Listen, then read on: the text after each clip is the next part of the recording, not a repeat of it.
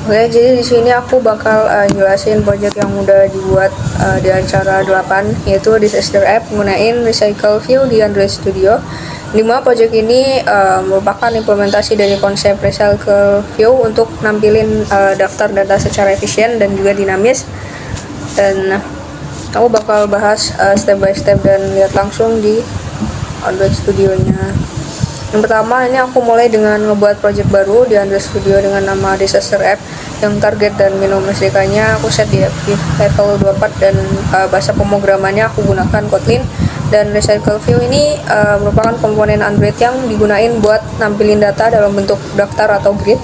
Dan keunggulannya dibandingkan list view adalah lebih fleksibel, efisien, dan juga bisa nampilin data secara dinamis tanpa perlu meload semuanya. Dan pertama aku bikin layout item yang namanya item disaster XML, yang di file ini aku definisiin tampilan untuk setiap item yang muncul di daftar Recycle View. Dan kalau dilihat di Android di scriptnya, di dalamnya ada dua text view, yaitu txt disaster name dan juga txt disaster type. Dan text view pertama berfungsi buat nampilin nama bencana, dan text view kedua buat nampilin jenis bencananya. Dan layoutnya aku pakai constraint layout biar fleksibel dan juga rapi. Setelah itu aku ke activity main.html. Di sini aku nambahin komponen Recycle View dengan ID RV Disaster, dan Recycle View ini nantinya yang bakal nampung semua data bencana yang mau ditampilin. Dan untuk mastiin tampilannya responsif, aku bungkus Recycle View ini di dalam linear layout dengan orientasi vertikal. Dan setelah layout selesai, aku lanjut ke bagian logiknya yang ngebuat Disaster App adapter.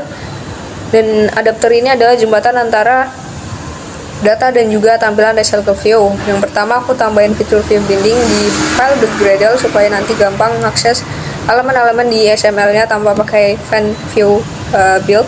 Dan di dalam Disaster App Adapter aku bikin inner class namanya item disaster view holder. Kelas ini berfungsi buat menghubungin data dengan tampilan item di Recycle View. Dia itu menerima parameter item disaster binding yang otomatis dibuat dari file item disaster XML. Jadi setiap item di daftar punya view holdernya sendiri. Dan selanjutnya aku extend kelas Recycle View Adapter dan nentuin bahwa adapter ini bakal dipakai item disaster view holder sebagai view holdernya. Dan ada 3 fungsi utama yang wajib diimplementasi, yaitu on create view holder, on bin view holder, dan juga get item count. Dan fungsi on create view holder buat nge-inflate layout item, dan on view bin on view holder buat ngisi data ketampilan, dan get item count buat ngasih tahu berapa banyak item yang mau ditampilin. Dan di bagian on create view holder aku isi dengan kode buat ngubungin layout item disaster binding dengan adapternya. Dan di get item count awalnya aku return 5 dulu buat testing, dan nanti bakal aku ubah biar sesuai dengan jumlah data sebenarnya. Dan setelah itu aku beralih ke main activity. Di dalamnya aku inisialisasi Recycle View dengan adapter yang udah aku buat. Aku juga set layout manajernya jadi linear layout manager biar tampilannya vertikal seperti daftar biasa. Dan kalau aku run di emulator bakal muncul daftar item dummy sebanyak 5 item tadi. Tapi datanya ini masih statis, jadi langkah berikutnya aku buat data modelnya. Dan aku bikin data class disaster, isinya ada 2, yaitu name disaster dan disaster type. Lalu aku tambahin fungsi generate dummy di main activity yang berfungsi buat isi data dummy seperti tsunami, volcanic eruption, earthquake, flood, sampai war. Dan beberapa termasuk kategori natural disaster, beberapa lagi man-made disaster. Selanjutnya aku modifikasi disaster adapter supaya bisa nerima parameter berupa list dari objek disaster. Jadi konstruktornya sekarang jadi kelas disaster adapter private file list disaster. Dengan begitu data dummy yang udah dibuat tadi bisa ngirim langsung ke adapter. Dan di dalam view holder aku tambahin fungsi bin data disaster buat ngatur teks pada setiap item di Recycle View. Jadi setiap kali item di bin, teks pada txt disaster name dan txt disaster type otomatis berubah sesuai data yang dikirim. Berikutnya aku ngubah fungsi get item count supaya ngembaliin ukuran dari list disaster, dan di on bin view holder aku panggil holder bin list disaster position biar setiap item tampil sesuai data yang benar. Nah, sekarang kalau aku run lagi aplikasinya, semua data bencana udah muncul di layar secara dinamis. Dan tapi masih ada lagi, aku tambahin interaksi biar lebih menarik. Aku buat tab alias on click disaster unit, yaitu fungsi yang akan dijalanin kalau item diklik. Lalu aku tambahin parameter on click disaster di disaster adapter, dan dengan ini aku bisa ngedeteksi klik pada tiap item di recycle view.